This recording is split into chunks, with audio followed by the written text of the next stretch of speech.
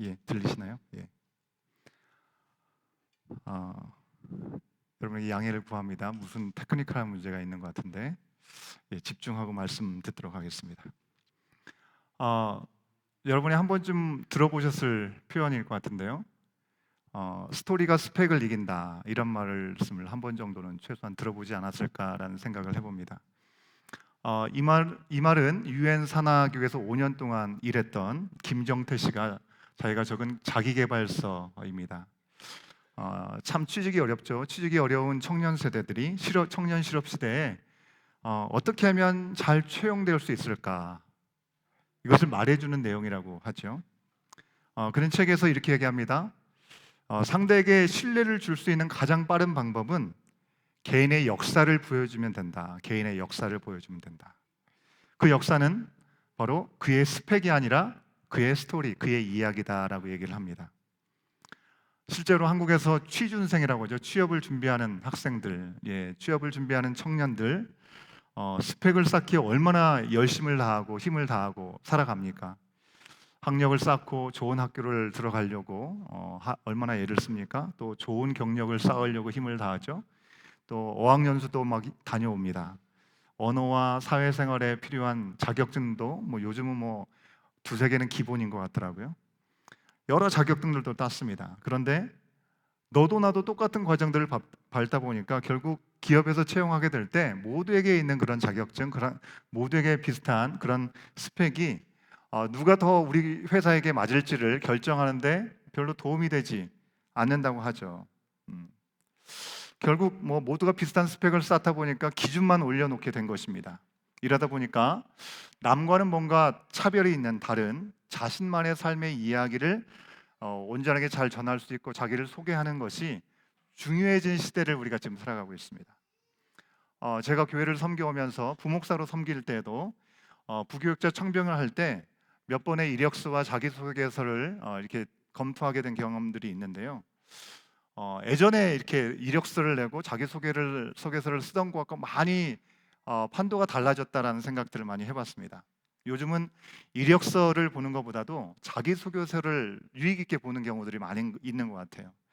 어렸을 부터 어떻게 살아왔는지 자기에 대한 이야기, 또 자기의 약점은 무엇이고 장점은 무엇인지 그걸 소개하고, 또 교회 안에 있으니까 교회 안에서의 목회 철학과 교회가 어떻게 나가야 될지에 대한 방향성, 이런 것을 적은 것을 보면 저도 그것을 볼 때면 배울 점이 많구나. 때로는 이런 분과는 꼭 같이 사역을 해보고 싶다라는 그런 마음이 들 정도로 자기를 잘 소개하는 그런 분들이 있었습니다.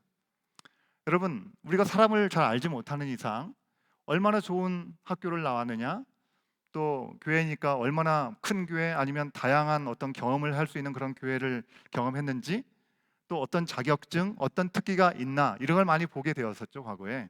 하지만 그거보다는 바로 그분이 하나님 안에서 사역을 해오면서 하나님께서 그의 삶 가운데 어떠한 역사를 주셨는지, 그리고 어떻게 섬겼는지를 더 보게 된다고 하는 것입니다.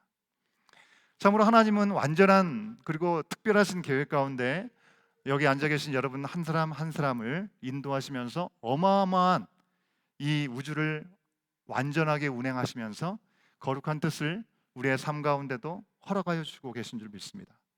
그러기에 우리 가운데는 하나님의 특별한 계획, 그 계획 안에서 쌓여온 스토리가 여러분들마다 다 있으실 거라고 믿습니다. 세상에서는 뻔한 스펙을 요구하면서 서로를 경쟁시킨다고 한다면 우리를 향한 하나님의 뜻은 처음부터 그러지 않았다는 것입니다. 모두가 다 똑같고 뻔하지가 않다는 것입니다. 외모도 그렇고, 그리고 성격뿐만 아니라 삶의 어떤 스타일, 모든 경험과 어떤 과정들이 너무나 다양하지 않습니까? 그런 다양한 우리 한 사람 한 사람을 하나님께서 동행하시고 세우셔서 절대 똑같지 않은 고유한 나의 삶을 통해서 서로 다른 지체들과 함께 만나 퍼즐 조각에 맞추는 것처럼 하나님이 뜻하신 세상을 하나님께서 이루어 가신다고 하는 것입니다.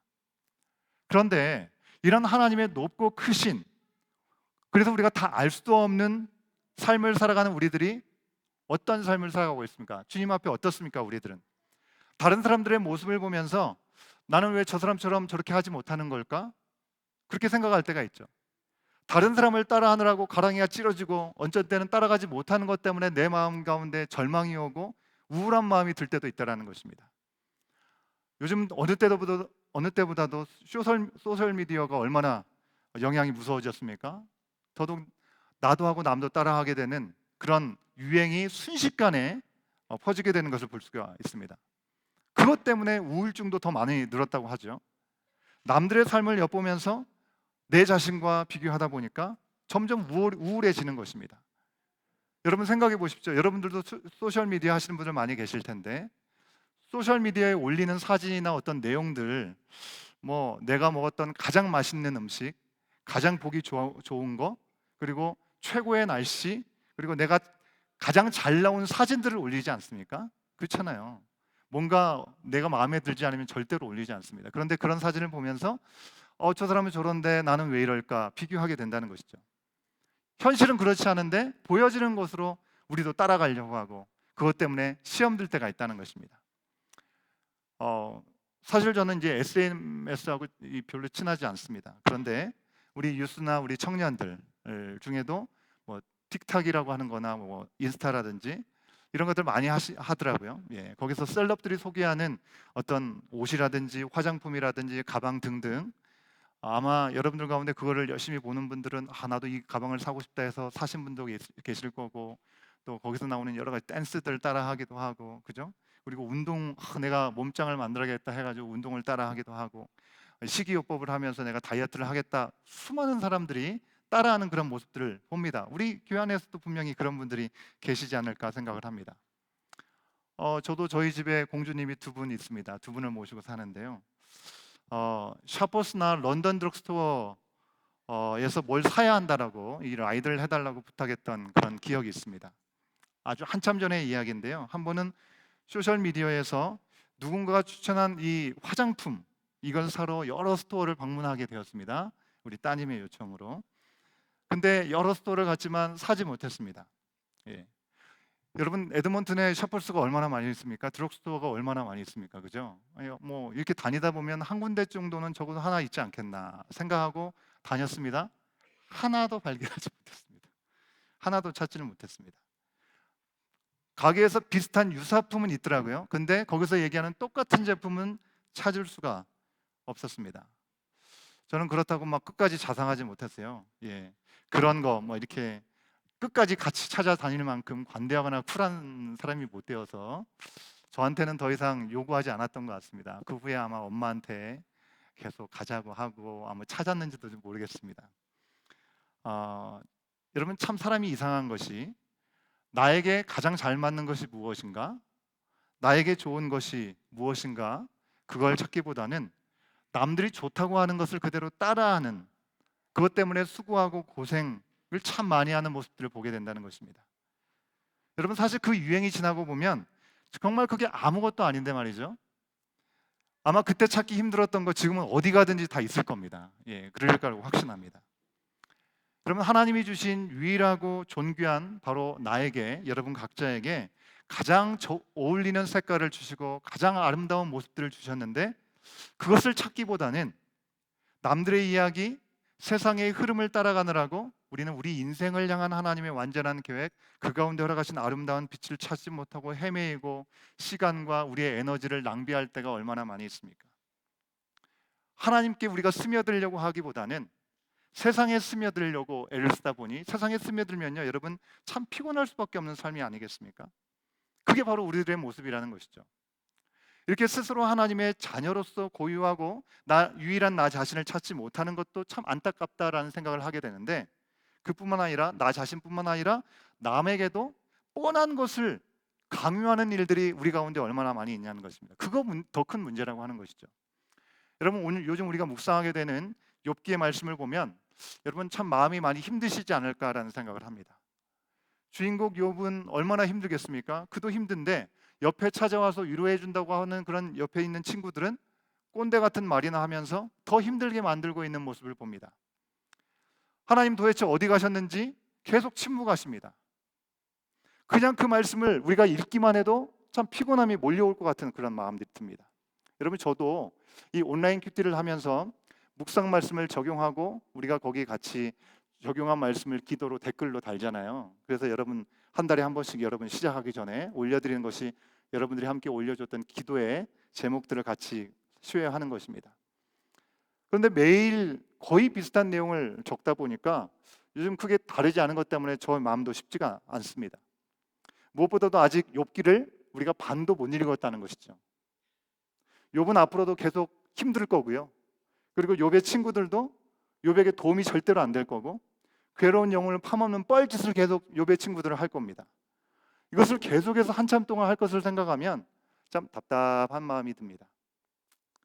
여러분, 저도 큐티 말씀을 가지고 설교를 하잖아요, 그죠? 그러다 보니까 비슷한 주제로 계속 설교하는 것이 쉽지가 않고 참 도전이 됩니다. 그래서 다음 주일에는 우리 안주영 목사님에게 설교를 부탁드리려고 합니다. 예, 농담이고요. 설교를 부탁한 것은 사실입니다. 그러나 그 이유 때문에 그런 건 아닙니다. 여러분 아시는 것처럼 우리 안주영 목사님 전에 교회에서부터 이곳에 함께 하시기까지 계속 같은 마음으로 우리 청년부를 섬겨주고 계시는데, 이제 내년부터는 하나님께서 목사님에게 주신 비전에 따라 또 새로운 발걸음, 새로운 교회를 세워가는 그런 시간들을 준비해 가시기 위해서 우리 교회에서는 이제 이 지역을 떠나가신 건 아니니까 우리가 완전히 헤어지는 건 아니지만 또 뵐 수 있을 때 뵙겠지만, 공식적으로는 이제 우리 교회 안에서 사역은 모두 내려놓게 되게 되시죠. 그래서 우리 안주영 목사님이 스펙이 아니라 하나님께서 여기까지 인도하시고 또 목사님을 통해서 허락하시는 새로운 또 교회에 대한 비전들을, 그런 진한 스토리를 우리가 듣고 또 하나님이 주신 비전이 어떤 것인지를 우리가 함께 소개받는 그런 시간들이 있으면 참 좋겠다는 생각합니다. 이 말씀을 들으면서 하나님께서 우리 공동체에게 원하신 뜻이 무엇인지, 또 어떻게 우리가 이 목사님과도 같이 동역할 수 있을지 새로운 발돋움을 하게 될 텐데요. 여러분 기대하십시오. 아멘. 예, 기대하십시오. 개봉 박두입니다. 예. 아무튼 욥기 묵상이 쉽지 않습니다. 하지만 모든 성경은 하나님의 감동으로 됐다라고 분명히 말씀하고 있죠. 그냥 어쩔 수 없이 기록된 내용이 없다라는 것입니다. 뭘 적을 게 없을까 해가지고 42장까지 된 것이 아니고요. 욥에게 아무런 도움이 되지 않는, 그저 울리는 꽹과리와 같은 귀만 시끄럽게 하고 그리고 마음을 괴롭게 하는 친구들의 이야기들, 그리고 욥은 계속해서 고난의 시간들을 얘기하면서 하나님을 향해서 항변하는 이야기들을 우리가 듣게 될 텐데, 그런 이야기를 굳이 하나님이 42장에 걸쳐서 기록하게 하신 이유가 있지 않겠습니까? 우리는 번복되는 이 욥의 친구들, 공감할 수 없는 그런 충고를 계속 들어야 할 것입니다. 하나님께 답을 듣지 못하고 괴롭고 신음하고 부르짖는 이 욥의 항변도 반복해서 들어야 할 것입니다. 여러분, 우리의 생각에는 요점은 정확한 거 아니겠습니까? 요점만 딱 한 10장 내로 정리해 주셔서 우리한테 주셨으면 말씀을 보기도 쉽고 좋을 것 같다는 생각이 듭니다. 하나님은요, 욥과 새 친구들 간의 긴 대화를 통해서 우리의 현실을 적나라하게 보여주고자 하시는 것이 아닌가 생각이 듭니다.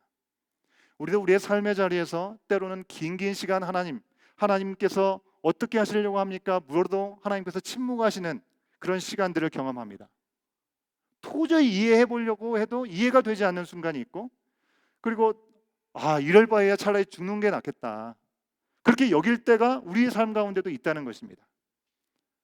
우리가 생각지 못한 우리 몸에 적신호가 와서 건강, 질병의 위험에 노출되게 되는 경우, 물질적인 어려움이 생기고 관계 어려움이 생기고 우리 자녀들과 원만하지 못한 어려움이 생기고, 또 우리가 이민 생활을 하다 보니까 신분의 문제가 잘 해결되어야 되는데 노심초사하게 되는 그런 일들이 분명히 있습니다. 이와 같은 풀리지 않는 문제들 속에서 사는 게 뭐 이러냐, 하나님께 묻고 따지고 싶을 때가 우리 가운데도 솔직히 있다는 것입니다.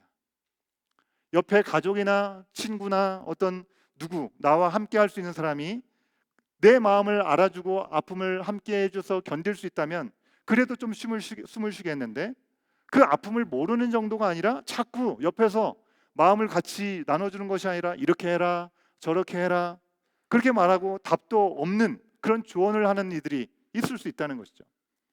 숨도 잘 쉬지 못하는 상황에 있는데 뭘 자꾸 먹이려고 하는 그런 사람들이 있다는 것입니다. 미안한 말이지만 정말 꼴보기 싫고 제발 좀 나 좀 가만히 내버려 줬으면 좋겠다라고 말하고 싶은 그런 때가 있다라고 하는 것입니다. 한편으로는 누군가가 정말 내 손을 잡아줬으면, 날 좀 도와줬으면 하는 마음이 들면서도 아무도 나를 성가시게 하지 않았으면 하는 마음이 들기도 하는 것이죠. 여러분, 우리가 언제 그 문제가 해결될지만 알기만 하면 그거는 충분히 견딜 수 있는 힘이 생길 겁니다. 근데 좀처럼 끝날 것처럼 보이지 않으니, 그러니 괴로울 뿐인 것이죠.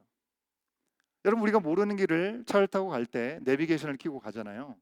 내비게이션에서 얼마 남았는지, 시간이 얼마 남았는지, 어떤 길로 가고 있는지를 보여주기 때문에 우리는 그것에 대해서는 의심하지 않습니다. 그것에서 고민하지 않습니다. 그런데 만약에 그 내비게이션이 없다면 우리는 계속해서 그것을 생각할 수밖에 없을 것입니다. 내가 가고 있는 길이 제대로 가는 길인가? 그 방향이 맞는 것인가? 목적지에 과연 정말 도착하기는 할 것인가? 달리는 내내 우리는 의심할 수밖에 없고 그것에 대해서 염려할 수밖에 없을 것입니다. 여러분, 우리 인생도 마찬가지라는 것이죠. 산 넘어 산과 같은 그런 고난을 우리가 매 순간 맞닥뜨릴 때 언제 이 어려움이 끝나고 그 끝에는 어떤 삶이 우리 가운데 펼쳐질지 우리는 전혀 알지 못합니다. 그게 우리가 숨막힐 수밖에 없는 이 세상의 삶인 것이죠. 그래서 욥은 야속한 친구들의 의미 없는 조언을 조롱이라고 얘기를 하는 것입니다. 오직 하나님께만 왜 자신에게 이런 일이 일어나는 것인지 항변하고 알려달라고 부르짖고 있는 것입니다. 욥기 12장 4절과 5절에 있는 말씀을 세 번역의 말씀으로 한번 확인하고 싶습니다. 같이 한번 읽어봅니다. 시작. 한때는 내 기도에 하나님이 응답하신 적도 있지만 지금 나는 친구들의 웃음거리가 되고 말았다. 의롭고 흠없는 내가 조롱을 받고 있다. 고통을 당해보지 않은 너희가 불행한 내 처지를 비웃고 있다. 너희는 넘어지려는 사람을 떠민다. 여러분, 얼마나 고통스러운 표현입니까? 얼마나 속상하면 이렇게까지 얘기하겠습니까? 이어지는 13장 22절부터 25절까지의 말씀도 좀 쉬운 번역, 세 번역으로 같이 확인해 보도록 하겠습니다. 함께 읽습니다. 시작. 하나님께서 먼저 말씀하시면 내가 대답하겠습니다. 그렇지 않으시면 내가 먼저 말씀드리게 해주시고 주님께서 내게 대답해 주십시오. 내가 지은 죄가 무엇입니까? 내가 무슨 잘못을 저질렀습니까? 내가 어떤 범죄에 연루되어 있습니까? 어찌하여 주님께서 나를 피하십니까? 어찌하여 주님께서 나를 원수로 여기십니까? 주님께서는 줄곧 나를 위협하시렵니까? 나는 바람에 날리는 나뭇잎 같을 뿐입니다. 주님께서는 지금 마른 지푸라기 같은 나를 공격하고 계십니다.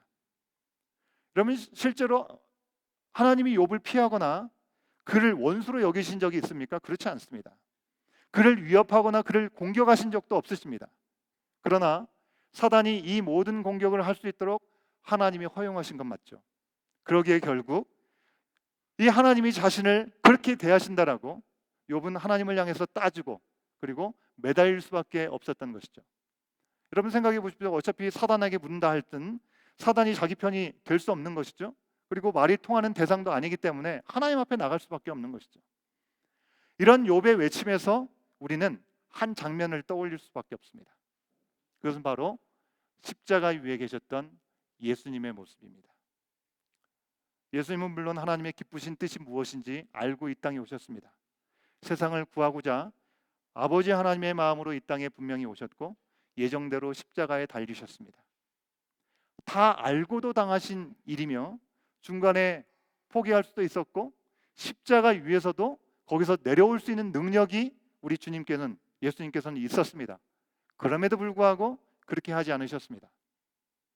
아무것도 모르는 사람들이 예수님을 모욕했죠. 뭐라고요?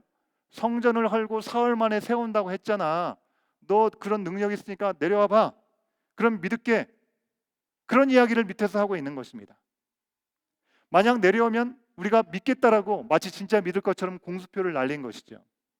예수님은 그럼에도 불구하고 끝까지 고통을 다 받으셨습니다. 우리가 받아야 될 그 고통, 그것을 받고 우리가 받아야 될 형벌을 받으신 후에 이 사형의 죗값을 대신 지셔야 우리의 죄의 문제가, 우리의 죽음의 문제가 해결되고 우리에게 자유함이 허락될 수 있음을 아셨기 때문이었죠. 그 모든 것을 다 아시고 끝까지 참으셨지만 그렇다고 예수님이 참을 만해서 그것을 참으셨습니까? 아니죠. 십자가 위에서 예수님은 제자들과 평안하게 다닐 때처럼 하나님의 거룩한 나라, 하나님의 영광스러운 그 날을 태연하게 가르치고 계시지 않았습니다. 진정한 복된 인생, 하늘에 속한 삶에 대해서 편하게 말씀하시지도 않았습니다. 어떤 것도 말씀하시지 않았습니다. 예수님께서 십자가 위에서 죽음보다 더한 고통과 치욕 속에서 하셨던 외마디 한마디 외에는 침묵하셨습니다. 끝까지 침묵하셨습니다. 하셨던 한 말씀이 무엇입니까? 아버지 어찌하여 나를 버리시나이까? 엘리 엘리 라마 사박다니, 나의 하나님 어찌하여 나를 버리시나이까? 여러분, 하나님을 부인하고 하나님을 거역하는 말씀처럼 들리십니까? 그게 아니죠. 그냥 너무 아프고 너무 괴로우신 겁니다. 예수님께서, 인간으로 오신 예수님께서. 사람으로는 정말 참을 수 없는 고통이 있었기 때문에 하나님을 향해서 부르짖을 수밖에 없으셨던 것입니다. 예수님이 세상을 구원하시려는 하나님의 완전한 계획을 모르셨습니까? 예수님이 세상에 살다 보니 찌들어서 하나님을 의심하고 이게 이 길이 아닌가벼 하신 것입니까? 마음이 변하신 것입니까? 예수님이 이 정도는 아닐 줄 알았는데 막상 올라가 보니까, 십자가에 달려 보니까 이거는 도저히 견딜 수 없는 일이네 하신 것입니까? 아니죠. 예수님 다 아셨습니다. 우리가 어떻게 합니까? 겟셋마네 동산에서 예수님께서 홀로 기도하셨던 장면을 생각해 보십시오. 오죽하면 할만하시거든 이 잔을 내게서 옮겨달라고 그렇게 기도하셨겠습니까? 하나님의 아들이 사람이 되셔서 3년 동안, 30년이나 넘는 시간 동안에 이 땅에 지내시면서 결국 이 땅에서 십자가를 지실 그때를 위해서 열심히 사셨습니다. 막상 사람들을 겪어보니까 이건 도저히 구원해 줄 대상이 아니구나, 그렇게 반복해서 제자들에게까지도 얘기를 했는데 그 말을 그렇게 못 알아먹고 그렇게 도망가고 반역을 해? 십자가에 달린 자신을 향해서 막말을 서슴지 않는 그런 완전 최악의 상태인 사람들을 보면서 그 마음이 변하신 것입니까? 예수님은 그것조차 다 아셔서 땀이 핏방울이 될 정도로 겟셋마네 동산에서 기도하셨던 것이죠. 다 알지만 너무나 괴롭고 아프고 견딜 수 없어서 십자가에서 그저 하나님을 부르신 겁니다. 예수님은 세상을 구원하기 위해서 대속의 은혜가 필요하다고 하는 완전한 하나님의 계획을 너무 분명히 아셨습니다. 십자가의 극악함도 너무나 잘 아셨습니다. 사람들이 웬만해서는 눈 깜짝 안 할 것 사악함을 갖고 있다는 것도 너무나 잘 아셨습니다. 그리고 무엇보다도 하나님의 진심을 잘 아셨습니다. 에레미야가 3장 33절의 말씀에 보면 예레미야가 그렇게 고백하죠. 주께서 인생으로 고생하게 하는 것이 하나님의 본심이 아니라고 말씀하고 있습니다. 하지만 예레미야가 3장 49절과 50절 말씀대로 하나님이 이 모든 치욕과 고난 중에 건지시기까지 이 외침과 신음은 그칠 수가 없다라고, 그것이 바로 우리의 현실이라는 것을 보여주고 있습니다. 같이 한번 확인해 볼까요? 49절과 50절 말씀 함께 읽어봅니다. 시작. 내 눈에 흐르는 눈물이 그치지 아니하고 쉬지 아니하며 여호와께서 살피시고 돌아보실 때까지니라. 사랑하는 여러분, 오늘 말씀 본문 자체를 굳이 해석할 필요가 없을 것 같습니다. 그냥 한 번 읽고 한숨 쉴 수밖에 없는 것입니다. 여러분, 엘리바스가 자기의 말로 도움도 안 되고 무익한 말을 하면서 욥을 비판하고 정죄하고 있죠. 꼭 못난 사람들이 하는 말처럼 자기 중에 너보다 나이 많고 경험도 많다는 것을 내세워가면서 이야기를 합니다. 15장 10절에 있는 말씀을 함께 볼까요? 함께 읽어봅니다. 시작. 우리 중에 머리가 흰 사람도 있고 연로한 사람도 있고 내 아버지보다 나이가 많은 사람도 있느니라. 그래서 어쩌라고 하는 겁니까?